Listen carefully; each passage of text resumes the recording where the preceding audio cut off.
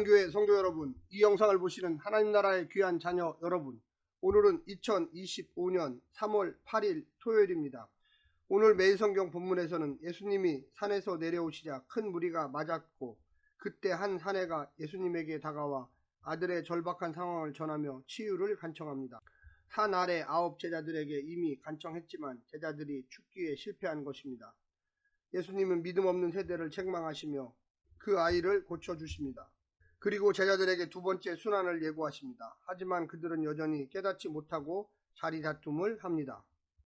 오늘 본문을 나누어 보겠습니다. 누가복음 9장 37절부터 43절, 산에서 내려오신 예수님, 산 아래 제자들의 위기, 책망과 치유, 43절부터 45절, 두 번째 순환 예고, 46절부터 50절, 누가 크냐, 제자들의 변론과 예수님의 가르침, 요한의 질문.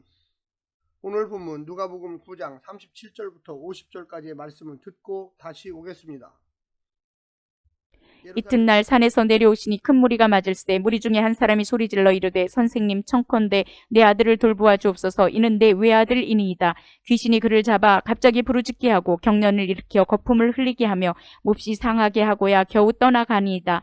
당신의 제자들에게 내쫓아 주기를 구하였으나 그들이 능히 못하더이다. 예수께서 대답하여 이르시되 믿음이 없고 패역한 세대여, 내가 얼마나 너희와 함께 있으며 너희에게 참으리요. 내 아들을 이리로 데리고 오라 하시니 올 때에 귀신이 그를 거꾸로 때리고 심한 경련을 일으키게 하는지라. 예수께서 더러운 귀신을 꾸짖으시고 아이를 낫게 하사 그 아버지에게로 도로 주시니 사람들이 다 하나님의 위엄에 놀라니라.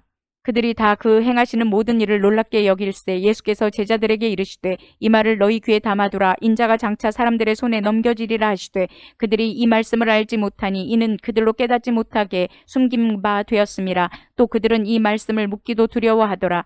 제자 중에서 누가 크냐 하는 변론이 일어나니 예수께서 그 마음에 변론하는 것을 아시고 어린아이 하나를 데려다가 자기 곁에 세우시고 그들에게 이르시되 누구든지 내 이름으로 이런 어린아이를 영접하면 곧 나를 영접함이요 또 누구든지 나를 영접하면 곧 나를 보내신 이를 영접함이라. 너희 모든 사람 중에 가장 작은 그가 큰 자니라.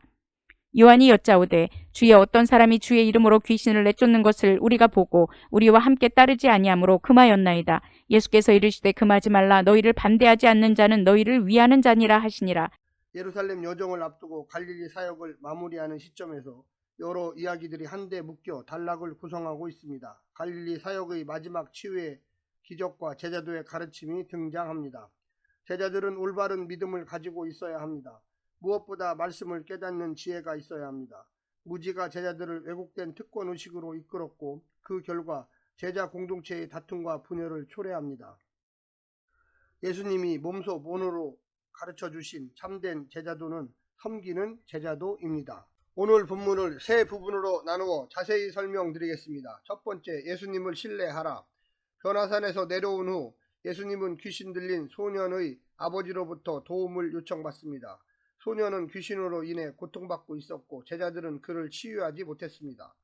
이에 예수님은 믿음이 없고 패역한 세대라고 책망하시며 자신의 능력으로 귀신을 쫓아내고 소년을 치유하십니다. 이 사건은 예수님의 능력과 제자들의 무능력을 대조하며 제자들이 아직도 예수님의 권능을 온전히 신뢰하지 못하고 사명을 제대로 이해하지 못했음을 드러냅니다. 제자들은 귀신을 쫓아낼 권능을 받았음에도 실행할 믿음과 능력을 갖추지 못했습니다. 두 번째는 예수님처럼 낮아지라. 예수님께서 자신의 고난과 죽음에 대해 다시 말씀하신 직후 제자들은 누가 더 큰지 논쟁하기 시작했습니다. 이는 그들이 하나님 나라의 위대함을 세속적인 기준으로 이해하고 있었음을 보여줍니다.